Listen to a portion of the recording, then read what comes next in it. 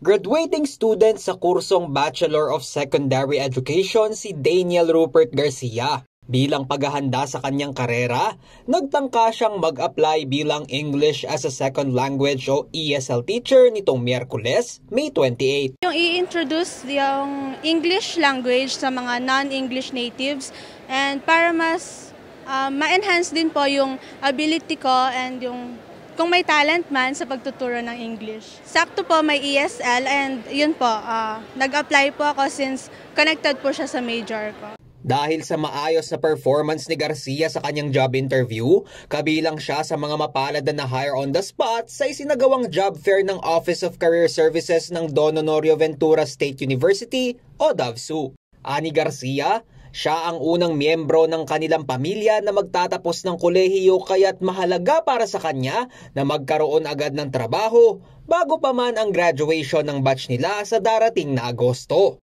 Napakahirap po kasi na maghanap ng work and sa panahon po ngayon napakahirap din po ng wala kang work kaya super importante po siya sa akin. Ayon sa Vocational Placement Coordinator ng DOVSU na si Crystal Rio Manuel, ang job fair na ikinasa nila ngayong taon ay binuksan para sa mga graduating students, fresh grads at alumni.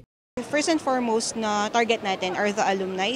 Pangalawa would be the graduating students kasi we wanted them to land a job before the graduation rites. And then we also welcome senior high school or yung mga undergrads po natin who are looking for a job or part-time job. Umabot sa 77 kumpanya ang lumahok sa job fair na ayon kay Manuel, pawang mga subok na at matagal ng partners ng DOVSU.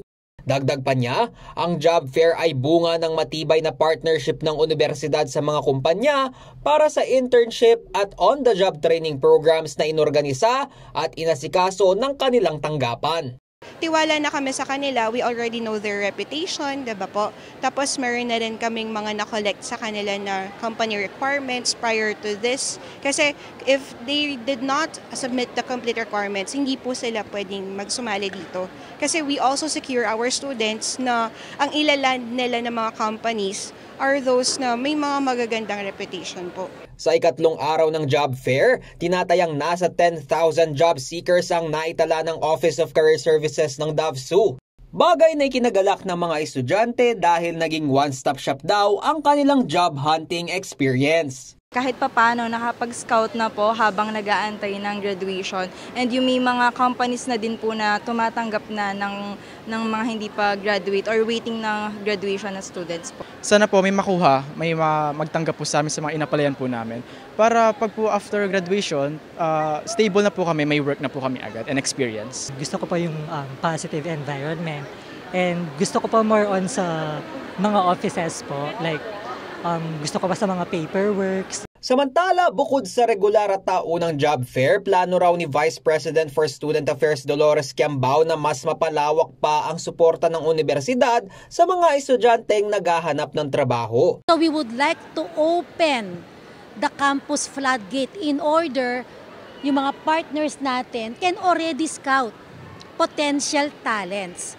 So yung gainful employment, Sir Lizen, napaka-importante niyan. Sa patuloy na pakikipag-ugnayan ng DOVSU sa mga partner employer, umaasa raw ang pamantasan na matulungan ng mas maraming estudyante na makapagtapos at agad makapagsimula sa kanilang napiling propesyon. Isang mahalagang hakbang lalo na para sa mga estudyanteng nais maiangat ang antas ng pamumuhay ng kanilang mga pamilya. Lizan Morten, CLTV 36 News.